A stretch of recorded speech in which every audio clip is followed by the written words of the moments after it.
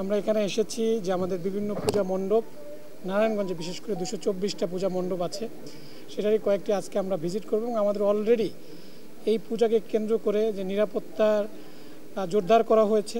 আমাদের এই পূজা শুরুর আগে থেকে আমাদের গোয়েন্দা কার্যক্রম শুরু হয়েছে। আমরা অলরেডি আমাদের টহল কার্যক্রম বৃদ্ধি করেছি, বিভিন্ন পূজা মণ্ডপগুলোতে ভিজিট করা শুরু হচ্ছে, তাদের সাথে যোগাযোগ স্থাপন করা হচ্ছে। আপনারা জানেন যে বিভিন্ন সময় ইতোপূর্বে বিগত বছরগুলোতে সামাজিক যোগাযোগ মাধ্যমে প্রোপাগান্ডার মাধ্যমে গুজব ছড়ানোর মাধ্যমে বিভিন্ন নাশকতার পরিকল্পনা করা হয়েছে। সো এখন পর্যন্ত নারায়ণগঞ্জে কোনো ধরনের অপ্রীতিকর ঘটনা ঘটে নাই। নারায়ণগঞ্জে টোটাল 224টা পূজা মণ্ডপ আছে ছোট বড় মিলিয়ে, এবং সেগুলোতে যেন সুন্দরভাবে সবাই শান্তিপূর্ণভাবে পূজা উদযাপন করতে পারে হিন্দু সম্প্রদায়ের লোকেরা, সেজন্যই আমাদের এই নিরাপত্তা জোরদার করা হয়েছে। আপনারা জানেন যে আমাদের পাশাপাশি র্যাবের পাশাপাশি অন্যান্য আইনশৃঙ্খলা বাহিনী, পুলিশ, সেনাবাহিনী, আনসারের তারা এখানে প্রোটেকশনের জন্য নিয়োজিত থাকবে, তারাও দায়িত্ব পালন করছে। সো আমি একটা মেসেজ দিতে চাই যে গুজবে আপনারা কান দিবেন না।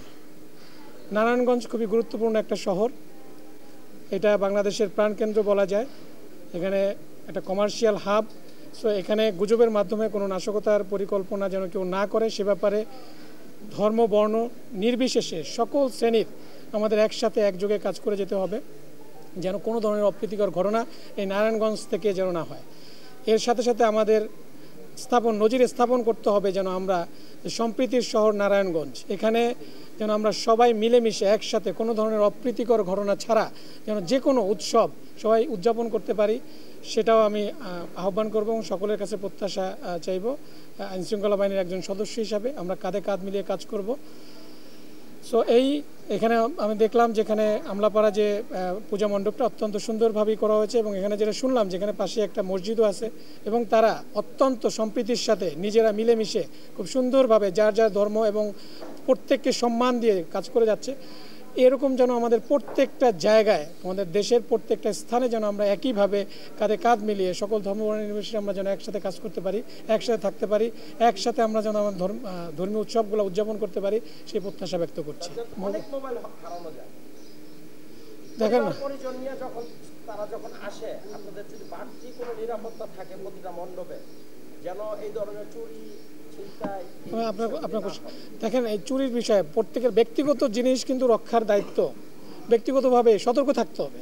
আমার জিনিস যাতে কেউ নিতে না পারে, চুরি ছিনতাইকারী, এখন আমাদের প্রোটেকশনের ব্যবস্থা করা হচ্ছে। আর র্যাব কীভাবে প্রোটেকশন দিচ্ছে সেটা আমি আপনাদেরকে বলছি যে আমরা আমাদের তিন স্তরের নিরাপত্তা, যেটা হচ্ছে অলরেডি গোয়েন্দা সাদা পোশাকে আমাদের গোয়েন্দা নজরদারি থাকবে। 2 নম্বর হচ্ছে আমাদের টহল কার্যক্রম, এটা তো বৃদ্ধি করা হচ্ছে। তৃতীয়ত হচ্ছে আমরা ভার্চুয়ালি যাতে এই যে সোশ্যাল মিডিয়া বিভিন্ন প্ল্যাটফর্ম ইউজ করে যাতে কেউ নাশকতার পরিকল্পনা করতে না পারে, তার আগাম তথ্য সংগ্রহ করে এটা আমরা আইনানুগ ব্যবস্থা নেওয়া বা প্রয়োজনীয় ব্যবস্থা গ্রহণ করা। আপনি যেটা বললেন যে মোবাইল, এই ব্যাপারে আমি বলবো যে এখানে যারা আসবেন, এটা একটা অত্যন্ত ভিড় হয় এখানে, এই ভিড়ের মধ্যে বিভিন্নভাবেই এই নিজের মালামালগুলো, নিজের দামি জিনিসগুলো হতে পারে, আমাদের নিজেদেরও সতর্ক থাকতে হবে। আমাদের তো প্রোটেকশন থাকবেই, এখানে আনসারের সদস্যরা সার্বক্ষণিকভাবে এই জায়গায় নিরাপত্তার জন্য থাকবে, পুলিশের লোকজন থাকবে, আমরা আমাদের টহল কার্যক্রম থাকবে, আমাদের সাদা পোশাকের লোক থাকবে, অবশ্যই সেই ব্যবস্থা গ্রহণ করা হবে। এরপরও আমাদের নিজেদেরকেও সতর্ক থাকতে হবে।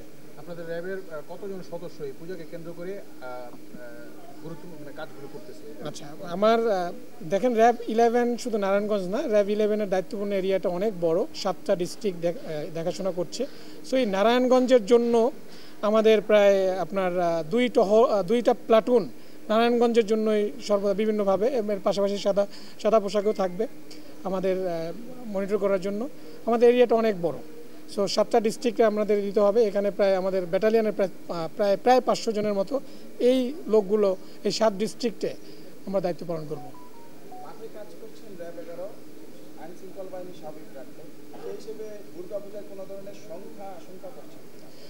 দেখেন, সংখ্যাটা তো হচ্ছে একটা সংখ্যা তো আমরা এবার কোনো সংখ্যা করছি না, তারপর আবার উড়িয়েও দেওয়া যায় না। এটা ভবিষ্যৎ, তো কখন কোন জায়গায় কোন ঘটনাটা ঘটে। সো ফার ইজ গুড, এখন পর্যন্ত নারায়ণগঞ্জ নিয়ে কোনো ধরনের অপ্রীতিকর ঘটনা ঘটে নাই।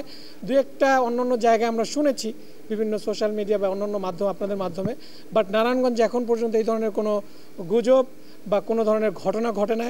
আমরা প্রত্যাশা করব এভাবেই যেন আমরা এই উৎসবটা সুন্দরভাবে উদযাপন করতে পারি।